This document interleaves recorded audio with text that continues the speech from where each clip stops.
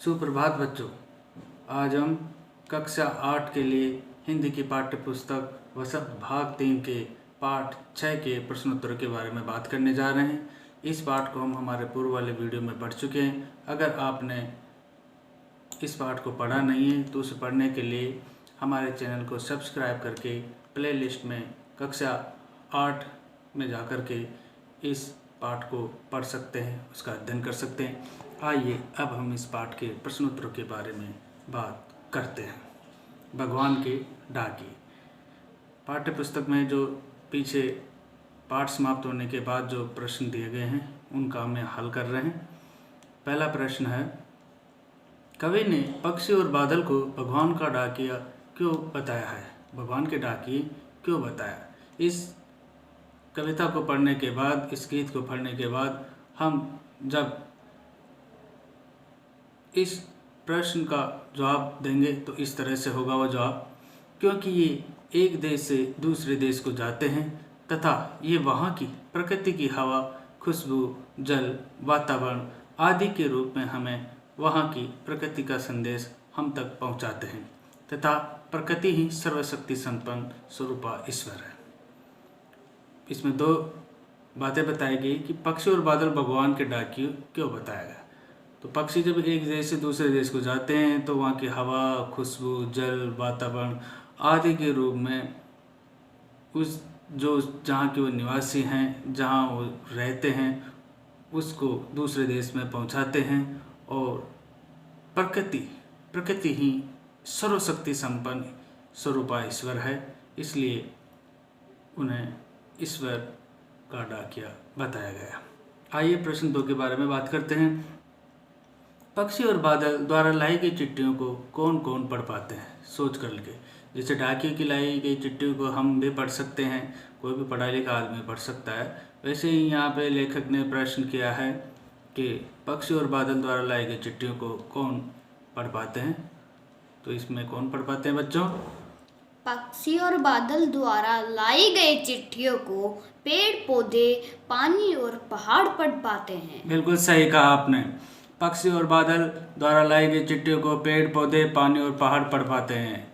बहुत अच्छा। अब प्रश्न 3 के बारे में बात करते हैं। किन किन पंक्तियों का भाव है?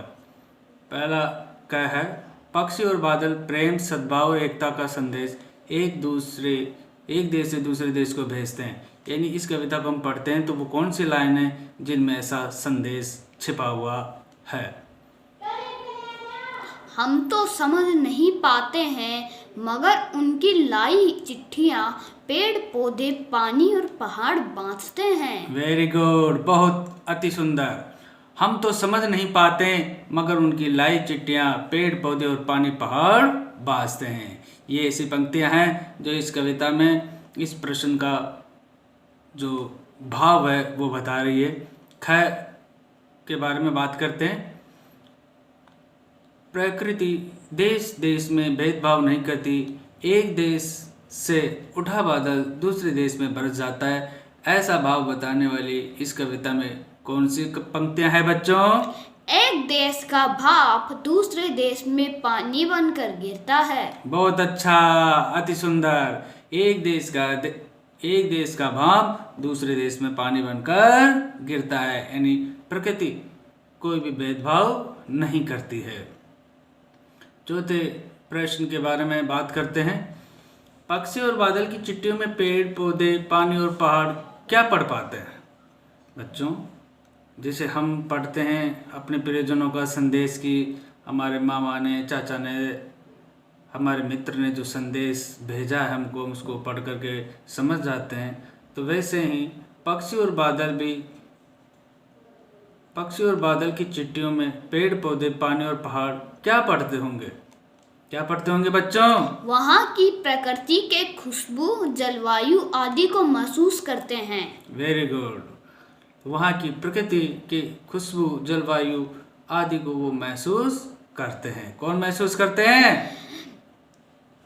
पक्षी और बादल की चिट्ठियों में पेड़ पौधे, पानी और पहाड़ प्रकृति की खुशबू और जलवायु को महसूस करते हैं। वेरी गुड, बहुत अच्छा। प्रश्न 5 के बारे में बात करते हैं।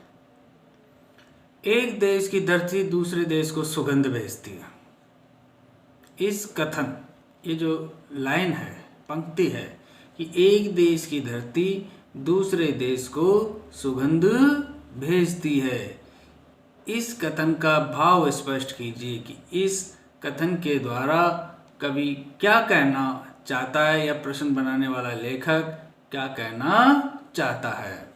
क्या कहना चाहता है बच्चों? इस कथन का भाव यह है कि एक देश की धरती दूसरे देश को प्रेम, सद्भाव और भाईचारे का संदेश सुगंध के रूप में भेजती है। अति सुंदर, बहुत अच्छा कहा आपने कि इस कथन का भाव यह है, एक देश की धरती दूसरे देश को प्रेम, सद्भाव, भाईचारे का संदेश सुगंध के रूप में भेजती है। तो बच्चों, इस तरह से आप सब अपनी नोटबुक अर्थात अभ्यास पुस्तिका में इस पाठ के प्रश्नोत्तर कर लेंगे,